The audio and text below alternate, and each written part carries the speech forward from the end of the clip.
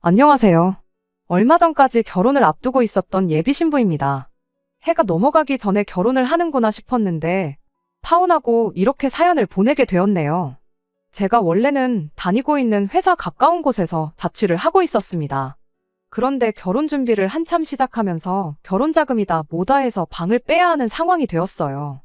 계약이 끝날 때쯤 해서 결혼식도 올리려고 했는데 저희 부모님한테 개인적인 사정이 생겨서 결혼식 날짜를 몇 달 미루게 되었어요. 그러면서 남은 계약 기간이 애매하게 붕 떠버리게 되었습니다.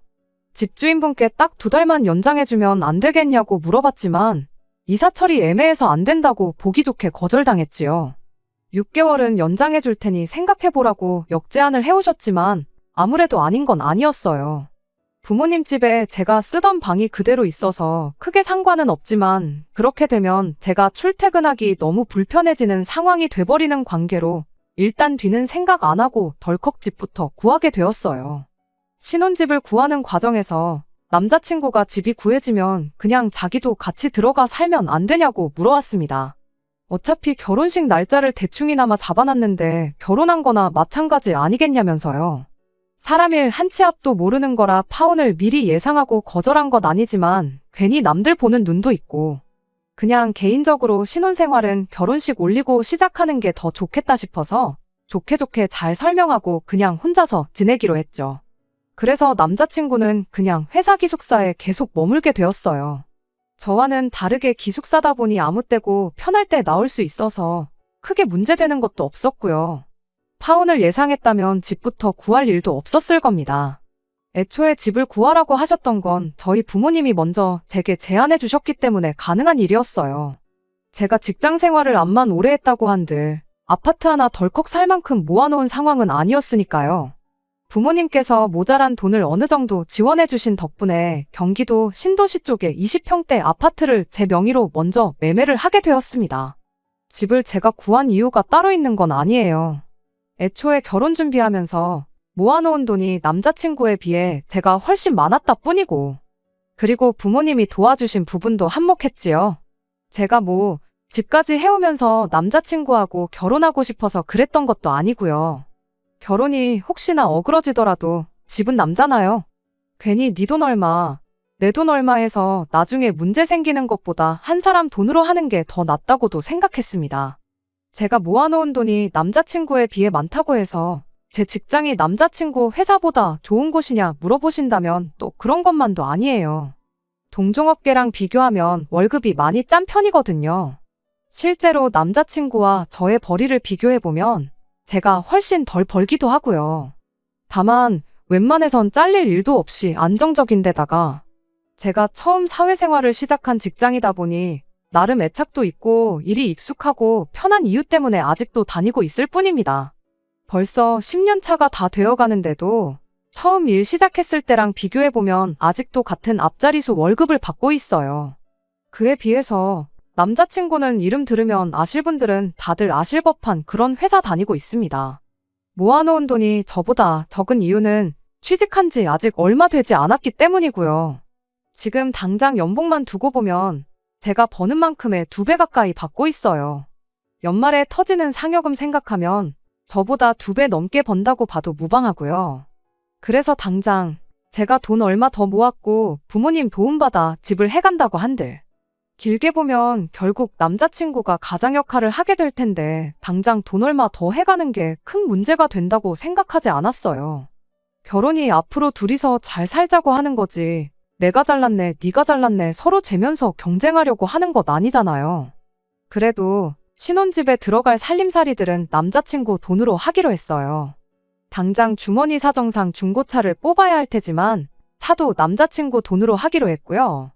정말 이제 결혼식만 올리면 다 끝났다고 봐도 무방한 상황인데 정작 저희들은 아무 신경도 안 쓰는데 난데없이 남자친구 집 그러니까 제 시어머니가 되실 뻔했던 분이 난데없이 자격지심이 폭발해서는 결국 문제를 일으키네요. 남자친구가 지금은 잘 나가는 편이지만 예전에는 집안 형편이 그렇게 좋은 편이 아니었다고 합니다. 게다가 남자친구 아버지 되시는 분이 거액의 도박빚까지 만들고선 가족들 버리고 야반도주를 했다고 해요. 공부에만 집중해도 모자랄 판인데 남자친구는 남들 학원 다니면서 부모님 도움으로 편하게 공부할 때 자기는 아르바이트를 했어야 했답니다. 졸업하고 바로 대학교를 갈 수 있었던 것도 아니었대요. 가족들 생활비를 어느 정도 보탰어야 했다 보니 자기가 군대 가고 학교 공부할 동안 어머님과 동생들이 지낼 방세 몇 년치와 학교 등록금을 어느 정도 미리 벌어놓고 그리고 나서 삼수를 해서 대학교에 들어가게 되었던 겁니다. 취직할 때도 처음부터 돈 많이 주는 회사 아니면 들어갈 생각도 없었답니다. 안 그래도 남들보다 졸업이 늦었는데 취직 준비로 또 2년 가까이 시간을 쏟아야 했다 보니 안 그래도 늦은 취직이 더 늦게 된 것이고 그래서 모아놓은 돈도 부족했던 거예요. 저는 다른 것보다 모든 목표를 이뤄낸 행동력과 끝까지 가족들을 책임지는 책임감을 높이 사고 이 사람과 결혼을 결정했던 거예요. 아무튼 말 그대로 남자친구는 그동안 자라오면서 집에 퍼주면 퍼줬지 땡전 한 푼 받은 거 없이 자라왔어요. 하지만 저랑 결혼하게 되면서 자기도 이제 자기의 가정이 생기는 것이니만큼 더 이상 가족들을 신경 쓰고 싶지 않다고 앞으로 자기 행복만 찾으며 살고 싶다고 말해왔습니다. 딱 자식으로서의 도리만 하고 살고 싶다고 했죠. 저는 저희 부모님하고 사이도 좋고 집 할 때 큰돈 턱턱 내어주실 정도로 도움도 평소에 많이 주셨거든요. 제가 그 돈을 모을 수 있었던 것 또한 제가 회사 근처에 혼자 살면서도 부모님께서 돈 모으라고 월세도 여태껏 도움을 주셨었기 때문이에요. 그러니 남자친구가 부모님하고 사이가 안 좋은 걸 보면 안타까웠습니다. 그렇지만 제가 어떻게 할 수 있는 게 아니잖아요. 부부싸움은 칼로 물베기라는데 가족 싸움은 오죽하겠나요? 그래서 제가 나서서 남자친구와 예비시 댁을 다시 화목하게 만들어줄 생각은 추호도 한 적 없습니다. 그냥 남자친구가 하자는 대로 따르기로 했어요. 결혼 후에도 말입니다. 그래도 가족이다 보니 결혼 이야기가 오고 가기 시작한 뒤에는 양가 부모님께 서로를 인사드리는 자리도 있었고 양가 상견례도 마친 상황이었습니다. 그나마 다행인 건 남자친구 본가가 가까운 곳이 아니라 부산이라는 사실이었습니다. 차라리 거리가 그렇게 멀어버리면 정말 명절 같은 날 아니면 같이 부대끼며 지낼 일도 없잖아요? 그러니 차라리 몇 번 볼 일 없게 서로 거리가 먼 게 천만다행이라고 생각했지요. 이따금씩 예비 시어머니는 저한테 카톡을 한두 개씩 보내기 시작했어요. 결혼 준비 잘 돼가냐, 잘 지내냐 하는 간단한 안부 연락들 같은걸요. 저 또한 묻는 말에는 전부 다 답장을 드렸고 저도 가끔씩 생각날 때마다 잘 지내시냐 먼저 안부 인사 정도만 묻고 그러고 있었습니다. 그러던 어느 날이었어요. 월요일이 빨간 날로 연휴라서 3일을 내리 쉬게 된 날이었습니다. 남자친구는 어쩌다 보니 연휴인데도 회사에 급한 일이 생겨 주말 출근을 해야 했고 덕분에 3일 연휴에 어디 가지도 못하고 집에 남아 있어야 했어요. 그래서 그냥 게으름 피우면서 씻지도 않고 침대에서 민기적거리고 있었습니다. 오전 11시쯤이 되어서 남자친구한테 전화가 왔어요. 원래 회사에서는 일한다고 전화도 잘 안 하는 스타일인데 웬일인가 싶었습니다. 전화를 받으니 남자친구는 다급한 목소리로 자기 어머니한테 전화가 오면 절대로 받지 말라고 회사라서 자세한 사정은 나중에 말해줄 테니까 절대 받지 말라고 말하고 곧바로 끊어버리더라고요. 무슨 일로 전화까지 해서 저러나 싶어서 생각에 잠기던 찰나에 곧장 핸드폰이 울려서 너무 깜짝 놀라 숨이 넘어갈 뻔했네요. 전화기를 보니 남자친구 어머니에게서 걸려온 전화였습니다. 남자친구가 시킨 대로 전화를 안 받았어요. 전화가 자동으로 끊어질 때까지 계속 울리더라고요. 전화가 끊어지기가 무섭게 쉬지 않고 전화가 계속해서 걸려오는 겁니다. 남자친구에게 받지 말라는 경고를 받았지만 10분이 넘도록 계속해서 전화를 걸고 있는데 그걸 또 일부러 안 받을 수가 없더라고요. 다른 사람도 아니고 어쨌든 예비 시어머니의 전화였으니 말입니다. 그래서 결국 씻고 있었다는 궁색한 변명을 하고 전화를 받을 수밖에 없었습니다. 그런데 제 변명이 통한 건지 어쨌든 전화를 못 받을 수도 있는 거 아니겠냐고 상황을 이해해 주더군요. 무슨 일로 전화를 하셨는지 물어봤더니 제 아파트 동호수가 뭔지 물어보시는 거예요. 그때부터 약간 느낌이 싶었습니다. 동호수는 왜 필요하시냐 물어봤는데 어머님이 부산에서 서울에 올 일이 있어서 우리 딸이랑 같이 올라왔는데 올라온 김에 우리 아들 집 좀 구경해보고 싶다고 오셨다는 거예요. 아직 남자친구 돈 하나 들어간 거 없고 명의도 내 이름으로 되어 있는데 다짜고짜 우리 아들 집이라고 하는 게 조금 기분이 그랬어요. 그래도 그때는 아기가 있어서 그런 거라는 생각하지 않았고 어차피 결혼하면 같이 살게 될 집이니까 그렇게 말했을 거라 생각했습니다. 어머님도 그냥 이런저런 이야기 하시면서 저랑 전화를 이어가시는데 그런데 뭔가 깨름직한 느낌이 들기 시작했어요. 어머님이 귀가 안 좋으신 편이라 전화할 때 목소리가 좀 쩌렁쩌렁한 편인데 기분 탓인가 싶었는데 어머님 목소리가 근처에서 들리는 듯 싶었습니다. 설마 싶어서 베란다에 슬쩍 나가서 바깥을 봤는데 정말 온몸에 소름이 돋을 정도였어요. 저희 집이 4층이었거든요. 그래서 가끔씩 아파트 주차장 쪽에서 나는 소리가 집으로 그대로 들려올 때가 종종 있었어요. 그런데 남자친구 여동생하고 같이 해서 어머님이 아파트 주차장에서 저랑 큰 목소리로 통화를 하며 두리번거리고 있는 걸 딱 목격해버린 거예요. 애초에 집에 들어온다고 하면 제가 거절도 할 수 없게 아파트까지 와가지고 저한테 전화를 하신 거예요. 그것 때문에 남자친구가 전화를 받지 말라고 했구나 하는 생각이 들었습니다.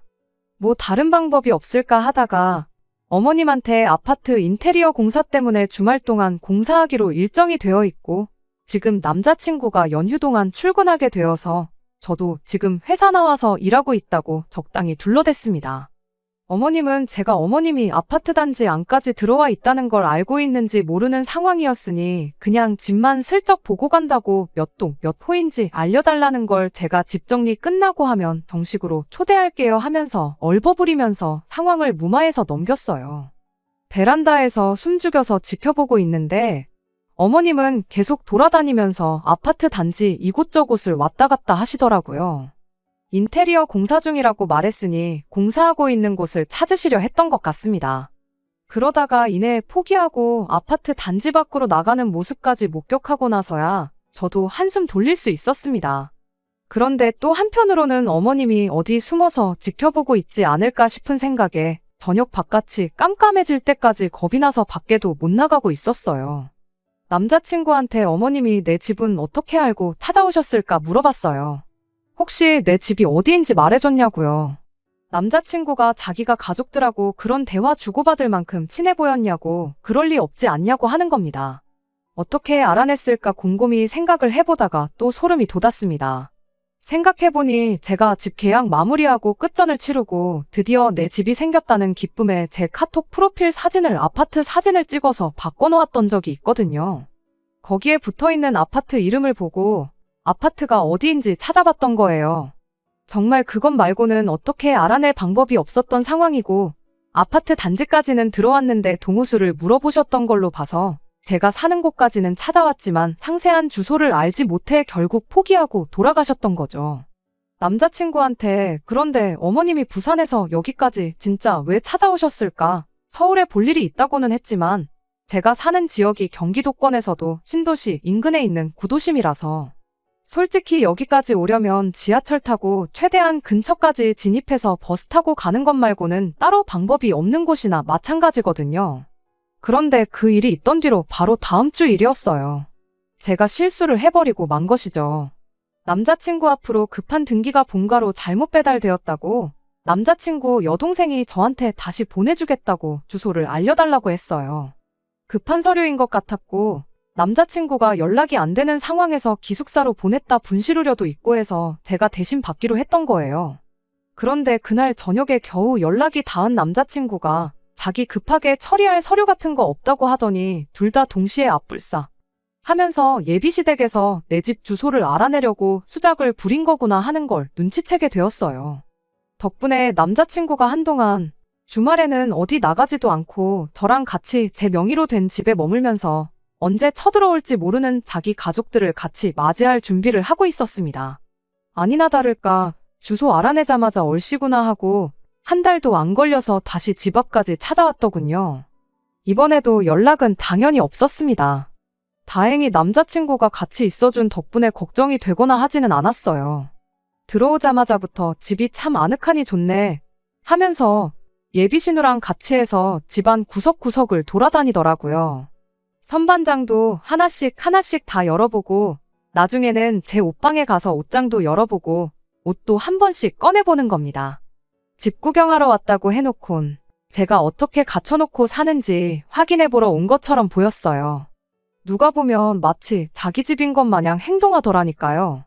특히나 제가 아끼는 옷들 꺼내서 괜히 자기 몸에 대보면서 이 옷은 언니보다 나한테 더 잘 어울리지 않냐? 엄마한테 더 잘 어울리는 것 같다 하면서 예비시모랑 예비신우 서로 번갈아 가면서 입어보고 난리도 아니더라고요. 제 표정이 어두워지니 남자친구가 어쩐 일로 말도 없이 오셨냐고 연락 없이 이렇게 불쑥 찾아오는 게 어딨냐며 짜증을 부렸어요. 어머님은 또 내 아들 집에 내가 오는데 허락까지 받고 와야 되냐 하더군요. 남자친구가 어머님한테 뭘 모르고 하시는 말씀인 것 같은데 이 집은 자기 명의가 아니고 제 명의로 되어 있다고 한마디 하더라고요. 그러니 따지고 보면 어머니가 남의 집에 허락도 없이 들어오신 거니 큰 실례가 맞다 하면서 나중에 결혼하고 나서 혼수랑 다 갖춰놓고 그러면 집들이로 초대할 테니 그때 오시라고 이만 들어가시라고 말을 마쳤죠. 그런데 어머님은 다른 말은 다 무시하고 이 집이 저 혼자만의 명의로 되어 있다는 말에만 반응을 하셨어요. 남자친구한테 왜 이게 니네 집이 아닐 수가 있냐, 그게 말이나 되냐고 하면서 왜 공동명의를 하지 않았느냐고 화살을 저한테 돌리더라고요. 아직 남자친구 돈 들어간 거 한 푼도 없는데 어떻게 명의를 그렇게 하냐고 저도 대답을 했지요. 반대 상황이었으면 공동명의로 해도 아무 말 안 하셨을 거냐고요. 어머님은 그래도 그러면 안 되는 거다 하면서 집 명의를 네 걸로 해놓으면 우리 아들이 이 집에서 길을 못 피지 않겠느냐고 하는 겁니다. 듣자 하니 다니는 회사도 별 볼 일 없는 회사 같은데 우리 대기업 다니는 아들이 저한테 기죽을 거 하나도 없지 않는 상황인 거 모르냐면서요. 네가 집까지 해오면서 우리 아들하고 결혼하려는 거 보면 안 봐도 답이 나온다고. 그러더니 남자친구한테 너는 애가 그렇게 순진해서 남들한테 이용만 당하는 거라 한마디 하시더군요. 누가 할 소리인가 싶었죠. 집에 돈이 모자라다고 학교도 졸업 안 한 아들 아르바이트 내보내면서 인생 계획을 몇 년이나 늦추게 만든 장본인이나 다름없는 사람이 사람 착한 본성을 가지고 이용해 먹네 만에 그딴 말을 하고 있었으니까요. 남자친구 어머니는 그런 건 생각도 못하고 저만 아주 이상한 사람을 만들려고 애를 쓰더군요. 제가 집 명의를 굳이 제 이름으로 해놓은 이유가 집이라도 쥐고 있어야지 돈 많이 벌어오는 남편을 자기 소나귀에 놓고 쥐락펴락 할 수 있기 때문 아니겠냐고 남자친구를 가스라이팅을 하면서 저와의 관계를 이간질을 하고 있더라니까요. 옆에서 예비신우도 거들면서 저 같은 사람이 자기 오빠 같은 사람을 만나려면 집해오는 건 당연한 거 아니냐고 한마디 보태더라고요. 아무리 그래도 저는 결혼식 올리고 어느 정도 시간이 지나서 돈을 좀 모으거나 다음 이사갈 집을 정하기 전까지는 공동 명의를 할 생각이 없다고 두 사람 앞에 딱 잘라서 말을 했어요. 남자친구한테도 서운하게 생각하지 말라고 그게 맞는 거 아니냐니 옆에서 저를 거들어주면서 그렇다고 동의는 해주는데 대답하는 말본새가 제 눈치를 보고 있는 건가 싶은 목소리더라고요. 어머님은 끝까지 그래도 아닌 건 아닌 거라며 누가 봐도 우리 아들이 손해보는 결혼인데 눈칫밥까지 먹으면서 결혼 생활하는 꼴을 볼 수 없다고 했습니다. 막말로 서울에 집해온 것도 아니고 시골 동네에 다 무너져가는 아파트 한 채 해온 게 뭐가 대수냐고 이까짓 걸 가지고 저한테 갑질을 하냐고 하는 겁니다. 이 상황이 누가 갑질을 하는 건지는 지나가는 개도 알 텐데 말이에요. 그렇게 말해도 어쩔 수 없다. 그리고 남자친구 눈칫밥 먹일 생각도 없고 이렇게 하기로 한 건 이미 오래전부터 결정한 일이라고 설명을 했지요. 어머님은 끝까지 제 말을 어떻게 믿냐고 하면서 당신한테 좋은 수가 있다고 하더니 제가 공동명의를 해줄 때까지 이 집에서 같이 지내겠다고 하는 겁니다. 방이 3개나 있으니 한 방은 저희가, 한 방은 어머님이, 한 방은 예비신우가 쓰면 딱 되겠다 하는 거예요. 예비신우도 이제 취직 준비할 때가 되었으니 한 2년간 여기서 지내면서 서울에 둥지를 틀 수 있게 도와주고 당신도 여기서 지낼 테니 제가 제정신이면 시어머니가 버티고 있는데 하늘 같은 남편을 눈치나 줄 수 있겠냐면서요. 남자친구가 얼굴이 시뻘개져가지고 대체 왜 이러는 거냐고 하면서 어머님하고 동생한테 이만 돌아가라고 바득바득 소리까지 질러대준 덕분에 상황은 대충 정리되었습니다. 어머님은 돌아가면서까지 저한테 생각 잘 해보고 연락을 달라고 그러고 돌아가셨고요. 무슨 폭풍이 휘몰아친 다음날같이 집이 조용해졌어요. 남자친구는 저한테 곧장 미안하다고 사과를 해왔습니다. 면목이 없다고 하면서요. 어머님은 도대체 왜 그러시는 거냐? 저도 화가 많이 나서 남자친구한테 물어봤는데 아무래도 생활비 때문에 그러는 것 같다는 겁니다. 결혼하면 가족들 더 이상 신경 안 쓰고 살고 싶다고 했던 게 저는 그냥 그때까지 집에 돈을 보내줘도 그냥 용돈하라고 돈 얼마 보내주는 게 전부라고 생각했었어요. 그런데 생활비라고 하니 용돈이랑은 또 어감이 다르게 다가오더라고요. 생활비를 대체 얼마씩 보냈길래 저러시는 거냐고 물었더니 그게 달에 300만 원이 넘는 돈을 보내고 있었던 겁니다. 그냥 기본적인 생활비부터 동생이랑 어머님 핸드폰비까지 전부 내주고 있었던 거예요. 아무튼 집에는 이제 결혼하고 나면 생활비는 더 이상 보내드릴 수 없다고 그렇게 미리 말을 하기는 했는데 아마 그걸 가지고 기분이 나빠서 저러시는 것 같다고요. 아무리 취직이 늦었어도 기숙사 생활을 하고 있는데 모은 돈이 왜 이렇게나 부족한가 싶었는데 거기에는 따로 이유가 있었던 거더라고요. 연 끊고 살고 싶다. 자식된 도리만 하고 싶다 말로만 그러면서 뒤로는 온갖 효자 노릇은 다 하고 있었던 겁니다. 그 와중에 남자친구는 우리 어머니 저러는 고집을 꺾으려면 아무래도 우리가 결혼하더라도 생활비는 계속 보내드려야겠다는 소리를 하는 거예요. 여태까지 제 편 들어주고 가족들하고는 소원한 척 하더니 이제서야 진짜 본심이 나오더라고요. 아마 제가 실수로 주소를 알려주는 일이 없었더라도 어떤 방법으로든 어머님하고 예비 신우는 저희 집에 쳐들어왔었을 거예요.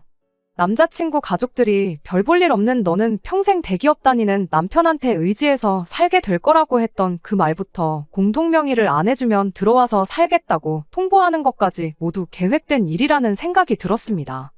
애초에 남자친구는 잃을 게 아무것도 없는 상황이잖아요.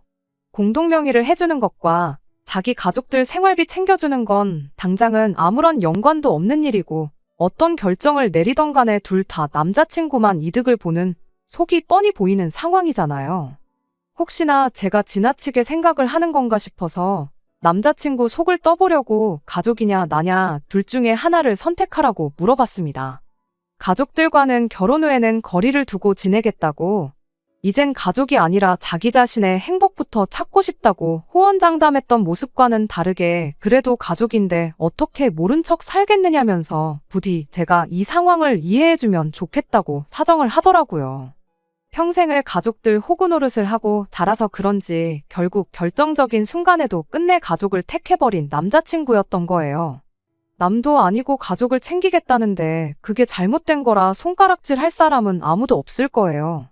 다만 저랑은 결혼 이야기는 없던 걸로 하자고 했습니다. 거의 내 월급과 비슷한 돈을 평생 시댁에다가 가져다 바치며 살고 싶은 마음은 추워도 없다고요. 그랬더니 남자친구가 기분 나쁜 표정으로 한마디 하더군요. 우리 어머니 말이 그래도 틀린 건 없지 않냐며 진짜 집 하나 해온 거 가지고 나를 가족들과 등지게 만들 셈이냐. 내가 너 때문에 가족들하고 연 끊고 지냈으면 좋겠냐. 그렇게 한마디를 하더라고요. 자기 나이 또래에 자기만큼 버는 사람이 얼마나 되는지는 아느냐고. 그 잘난 월급 가지고 역으로 저한테 갑질을 하려고 하길래 한마디 해줬습니다. 네 월급 나보다 많이 받는 건 알겠는데 니네 가족들한테 300씩 빼주고 나면 그렇게 잘난 월급도 아니라고. 정신 차리라고요. 남자친구는 그러면 너네 집에도 똑같이 생활비를 드리면 되지 않느냐고 저를 설득하려 들더라고요. 저희 부모님은 뭐라도 하나 더 해주시려는 분들이지 자식 장사해서 노후 대비 하실 분들이 아니라고 그 돈을 드려도 받으시지도 않을 거라고 한마디 해줬지요. 그리고 그 돈까지 드리고 나면 우리 월급은 100만 원도 안 되는 거나 마찬가지일 텐데 뭐가 아쉬워서 생활비도 아니고 월급 100만 원 주는 사람을 내가 집까지 해오면서 결혼을 하겠냐고 한마디 했습니다. 솔직히 정신 차리라고 말을 강하게 했던 건데 남자친구는 저한테 실망했다면서 정말 결혼은 없던 일로 하자면서 한마디 하더라고요. 결국 도무지 의견이 좁혀지지 않아 남자친구와는 여기까지 하자는데 합의하고 결국 그렇게 이별을 하게 되었습니다. 남자친구가 뒤늦게 자기가 잘못 생각했다며 저를 선택할 테니 그냥 예정된 대로 결혼을 하자고 했지만 솔직히 이제는 그 말을 믿을 수가 없어요. 나중에 같은 일로 배신당해 상처를 받느니 그냥 없던 일로 하는 게 더 좋을 것 같다 말해줬습니다. 혹자는 저한테 그냥 시댁에 생활비 주고 남자친구랑 결혼하지 그랬냐, 벤츠 놓쳤다 하는 사람도 있어요. 남자친구는 앞으로 수입이 더 커질 테고, 저는 아이 생기고 그러면 직장 생활도 더 못할 거고, 나이 더 먹으면 결혼도 힘들 거라고요. 하지만 제가 진짜 남자친구와 헤어지길 결심한 이유는 앞으로 이런 식의 같은 일들이 계속해서 반복될 거라는 생각 때문입니다. 수입이 커지면 커지는 대로 더 많은 생활비를 요구해 올 테고, 생활비가 아니더라도 매번 가족이라는 이유 하나만으로 이것저것 바래오실 텐데 그 꼴을 제가 견뎌낼 수 없겠다는 게 저희 결론이었거든요. 결국 중요한 순간에는 배우자가 아닌 가족들의 편을 들어주는 남자를 어떻게 믿고 평생을 살겠어요? 설령 제가 진짜 벤츠를 놓친 바보 같은 결정을 내렸다 하더라도 저는 이 결정에 후회가 없습니다. 오히려 질질 끌지 않고 빠른 결정을 내린 걸 100번 1000번 잘했다 생각하려고요. 벤츠라고 다 같은 벤츠도 아니고 고장이 안 나는 것도 아니잖아요. 벤츠보다 더 좋은 차도 많다고 하고 요즘은 국산 차도 외제차 못지 않다는데 꼭 다음 사람이 벤츠가 아니라도 상관없어요. 결혼했으면 가족들보다 배우자를 더 챙기는 그런 사람이야말로 진국 아니겠어요? 끝까지 들어주셔서 감사합니다. 오늘의 사연은 여기까지입니다. 구독과 좋아요, 알람 설정 부탁드리고 더 좋은 사연으로 다시 찾아뵙겠습니다. 감사합니다.